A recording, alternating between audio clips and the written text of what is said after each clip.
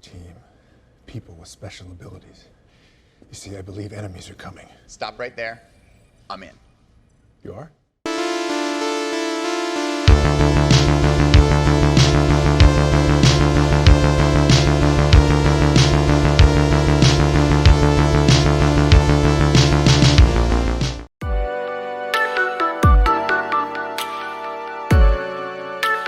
Hello, people.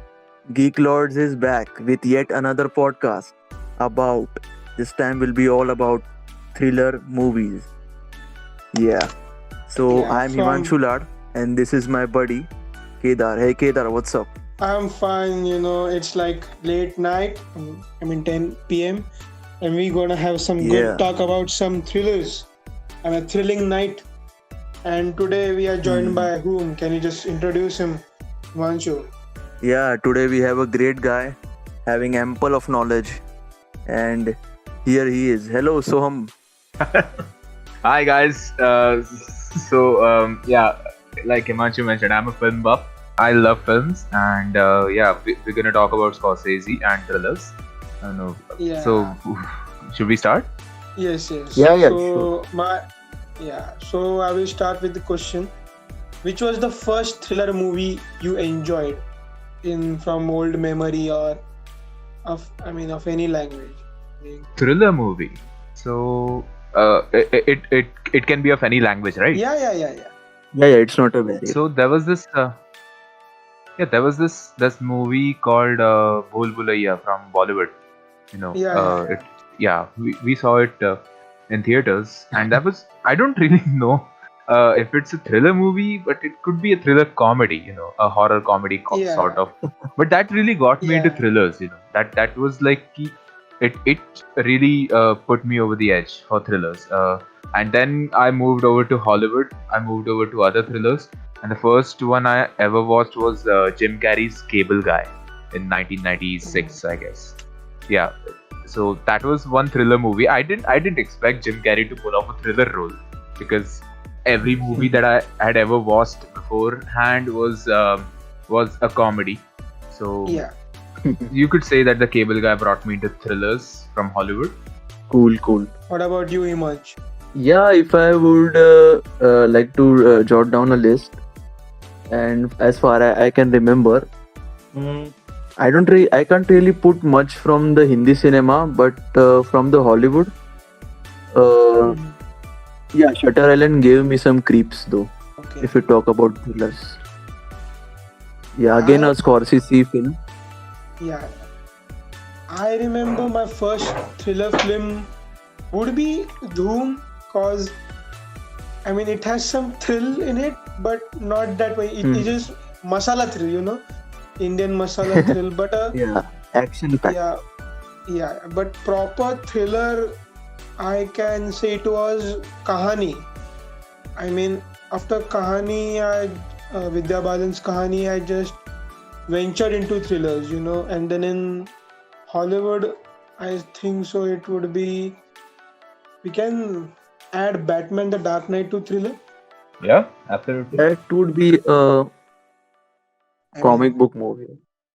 Yeah, Well, but mostly it depends upon what you feel. Yes, it's a comic book movie, but then there are elements of thrill in it, right? Are they? yeah.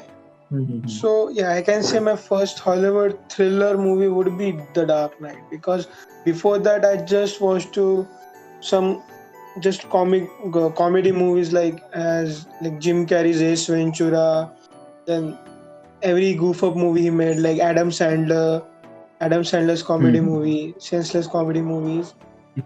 So and then after Dark Knight, then along with the Marvel Cinematic Universe, I went and just proper ventured into Hollywood movies. And later some of my friends educated that you must watch Scorsese films, So first ever Scorsese film I watched was, I think so, Gangs of New York. Cool. So you want to add your notes into that, Gangs of New York? Gangs of New York is, I love that movie. The only thing that people really don't give it credit for is its backstory. It's based on the Civil War, obviously, and the immigration problems that were faced by the natives living in New York. not just New York, any port city at that time, because a lot of people from around the world were coming and settling there just to find a job in hopes of finding a job there, because it was a new land. It was very densely situated in minerals and very densely packed with a lot of inhabitants who didn't really knew how to make use of those natural resources. So people from Ireland, people from Amsterdam, people from anywhere around the world, they used to just come to settle in America for a job, and that was the big problem. And the whole backstory of that is set around the Civil War, which I like talking about. And I think Scorsese made a great period piece. He made a great mafia film set in a period where we wouldn't even expect a mafia film. He has his ways, man. I mean, for most of I know, Scorsese is the guy who won't rely on CGI that much, but this movie had some good CGI scenes. Just the pan over of the New York scene, in the snow-clad area. I mean, big sets. I mean, Scorsese is known for his big sets, but yeah, that movie. Yeah, I mean, for me, it was Leo. And due to that movie, I was introduced to Daniel Day-Lewis, I mean, that actor is like, after his work, I mean, I love that guy. After Gangs of New York, it was like a gem movie, both for Leo and Daniel Day-Lewis. It's symbolic because the Union, now there is a bit of backstory of Civil War here, if I'm allowed to say that. So the basic thing is the Union was fighting against the Confederacy, and the Union was fighting against slavery and the preservation of the American Union. The Confederates were fighting because they thought that the Union is going to take away the slaves, which would be a lot detrimental to their livelihood, which it was. But that is why the Civil War first of all happened. And it really showcased, I mean, a lot of films, even Gettysburg, even a lot of films that showcase the aftermath of the Civil War or the background of a Civil War, they show the Union in a very positive light. And there was a lot of things that were happening between the Union itself, which was not supposed to be, greenlit as something that a Union would do, because then it would really show the flaws of something which is called as a union. Now, that included racism, which we see in Daniel Day-Lewis's character. We see hatred for the immigrants. We see that the people who are not slaves are being treated like slaves by a person who calls himself a native. And that divide that caused the whole battle between the red, I don't know what the factions were called, or rather I don't remember them, but between Daniel Day-Lewis's faction and Leonardo's faction, the battle that happened is exactly what signifies the divide between the Union. And this all happened, this actually did happen in a lot of states in America. Skirmishes happened between the Union, skirmishes happened between the Confederacy. And this really showcased, I mean, it's a symbol to how flawed the American society was since the start. I mean, if we notice, Brooklyn Bridge was not even built at that time. So, New York was still a massive port and a huge influx for America. But then Martin Scorsese put everything that he could in that to make us aware about the fallacies of the Union, the fallacies of the Confederacy. And I think that film really plays out well in that context.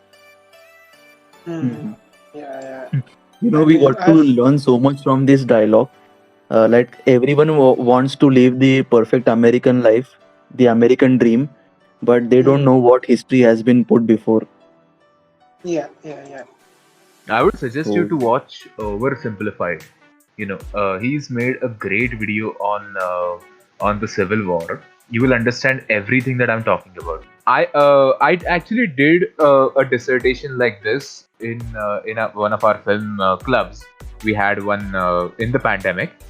We had a discussion on this, and therein I mentioned something which I would like to reiterate again. This film for sure. wouldn't have been made if it were not for the Civil War. Okay. Yeah, and the discussion hereafter is that the Civil War is such a huge backdrop for any kind of movement or any kind of conflict to take place, that there is some exclusivity when it comes to conflicts in the Civil War itself. You don't see battles happening on the basis of conservation of the state or conservation of the union anymore. It's all about personal choices. It's all about personal benefits that we fight for nowadays, and at least that is what depicted in the movies. But this movie, fighting for something which is inherently chewing up the union from the inside, that is something that we really wouldn't have seen if it were not for the American Civil War. And that's the background. We could move on now.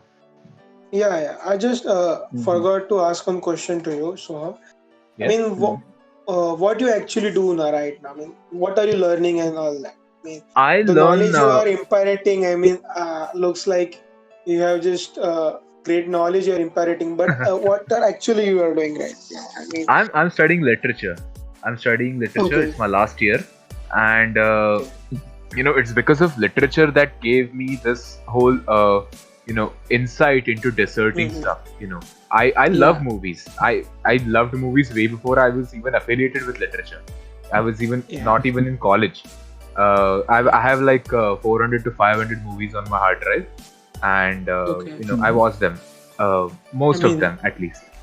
Yeah, I mean, I the remember. English. I remember. Yeah. So I'm talking about lots of movies in 8th grade, and most of them used to go bouncer above my I head. mean, the language he's speaking, I mean, the English he's speaking, I mean, the words he is using. I mean, it gives a symbol that it just symbolizes that he has much knowledge. But that's why I had so many questions like, what is this guy learning and how is gaining such knowledge? And I now actually, know.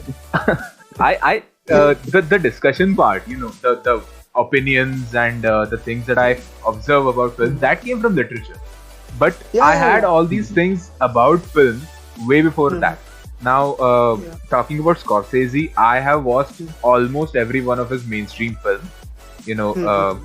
Apart from a couple, I guess I haven't watched Raging Bull yet.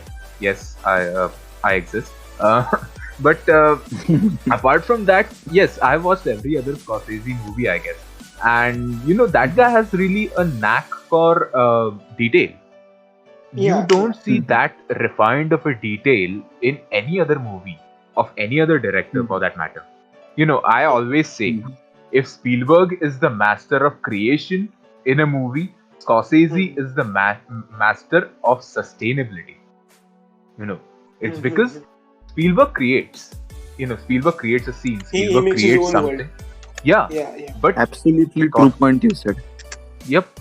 And then Scorsese is like, well, how do you sustain this? How do you sustain what you've created?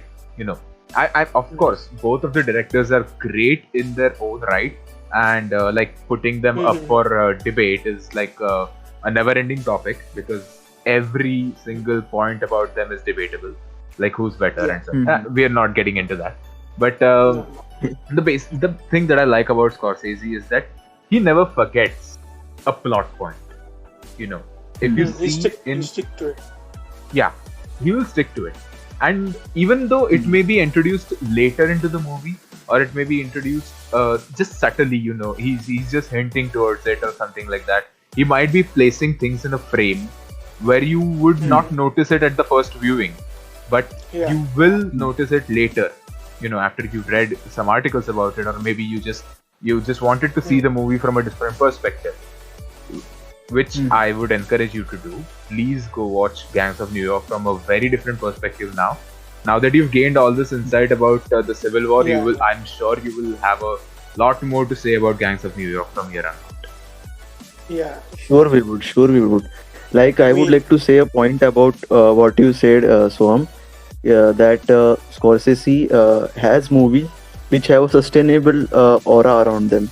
Like nowadays, we enjoy movies like Joker or say Gone Girl. Right. They have this dark theme, right? Yeah. But no one, like very hardly people know that the foundation of this theme was laid by Scorsese only, Absolutely. right? When he directed Yeah. Taxi Driver in Yeah. 1976. Taxi Driver, The King of Comedy are the references of the Joker movie. Yeah. Yeah, Yeah, like I mean, since there are many- 1976. Yeah, this theme has sustained, and even now we enjoy those. You know, I mean- what I love about Scorsese is that now that you mentioned 1976 and Taxi Driver, if we see Taxi Driver, it still holds up today, doesn't it? I mean, Yeah. we Yeah. see it and we are like, yeah, this can happen today. Yeah. This can happen today. This can happen tomorrow. This happened yesterday. You know, it's like we don't It's feel like a- bound by time, do we? Yeah. It's like a moral story, you know. It is Yeah. everlasting. It gives a moral at the last, and Now, these stories goes on each and every era. yeah. I agree, absolutely. I would like to move y'all's attention towards Goodfellas because let's face it, it's one of the best gangster movies ever made. Yeah. And yep, Italian Goodfellas. Yeah, it's like even viewing today. I mean, I watched Goodfellas when I was, I guess, 17. So in 2017, I watched it then, and I was like, this is supposed to be happening in 1980s or 1960s, but I feel like it's happening today. Yeah. I feel like Henry Hill is a person amongst us. Henry Hill is a person who's into such a crime family, the Lucchese crime family. Also, side note, search up Henry Hill's history. There is a great channel on YouTube called History Buffs where you can watch the entire history behind Goodfellas in Henry Hill's own voice. Okay, he has given so many interviews, and a guy has compiled them and done things. Maybe you could link that in the description of your YouTube, Oh, for sure. so people can watch those channels. So Oversimplified and History Buffs. And the reason I'm suggesting those is simple. You get to learn what goes on behind a film. And I'm not talking about behind the scenes, what happens during the shooting, what happens lighting and stuff like that. Not like that. I'm talking what goes in the mind of a person when he's composing a scene. When he's having to, okay, I want this camera in this way, but why do I want this camera in this way? I want to dolly a shot, I want to pan a shot, but why do I want to do it? Or why do I want to include music here when there is literally no need for it? So that is all the insight that goes into that. You know, you get a lot of insight while watching Scorsese. I mean, I just saw one video on YouTube in which they describe Scorsese's work. I mean, they just gave 3 examples of his, like the Gangs of New York, Mean Street, and one more movie. I think so. It was Goodfellas. That these movies are just related to the the mafia, but the Right. only difference between these 3 was the budget. I mean, Yeah. from Mean Street to his journey to Gangs of New York was just a journey of money. Otherwise, Right. his storytelling technique and he just hires a good cameraman. Then he also uses money for good equipment. Robert then, Richardson. His DOP's name is Robert Richardson. Yeah. I mean, for Mean Street, it was someone different. Yeah. Yeah, I mean, I don't remember his name. I think so. It was Kent Beckford. Yeah. Okay. Yeah. So they just give that Scorsese can do anything. I mean, if you give him a large budget, he will use a proper. He will do the proper use of budget. I Right. mean, if you see, The Wolf of Wall Street, that movie is heavily CGI movie. I mean, you will not Right. notice the CGI. I mean, he's that good at. I know. And I watched some clips of behind the scenes from that movie, and it's just incredible how they can turn a literal CGI set onto a perfect rendition of what it was like to live Jordan Belfort's life. yeah, I mean, I believe that CGI and VFX are successful when it is unnoticed, Yeah, or the editing part of. absolutely. Fincher Yeah. does it So best. yeah. I mean, I have to say it's a like hierarchy, from Kubrick's assistant was Scorsese. Yeah, So, but we can say that Scorsese got his all his knowledge from assisting Kubrick and then uh, making of his own movie. But when you yep. get to assist Kubrick, he's like a living knowledge. So yeah, we can give a little bit acknowledgement to Kubrick too. Absolutely, dude. I would love to speak about Kubrick for the next 30 minutes, but this is about Scorsese. Yeah.